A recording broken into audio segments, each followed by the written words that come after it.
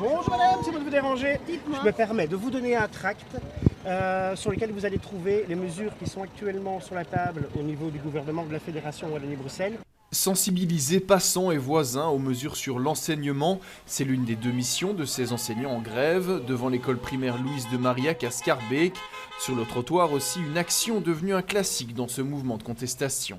Mais du coup là on est en train de faire des corrections pour montrer un peu tout ce travail invisible que le public ne voit pas. Madame Lucie enseigne depuis bientôt 10 ans. Aujourd'hui, elle a dû laisser ses élèves, un choix difficile mais nécessaire pour elle. Il y a un peu une culpabilité parce que évidemment on laisse nos élèves sans nous quoi.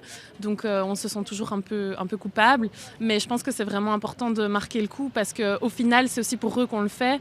Et c'est surtout pour eux qu'on le fait et on a envie de se battre pour ça.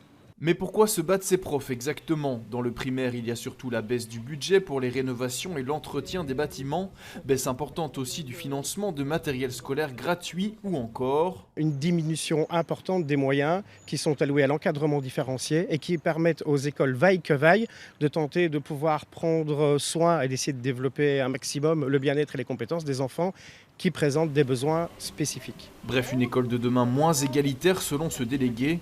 Au total, 9 profs sur 10 sont en grève dans cette école aujourd'hui. Sur Bruxelles, une quarantaine d'écoles affiliées à la CSC mènent des actions en ce moment.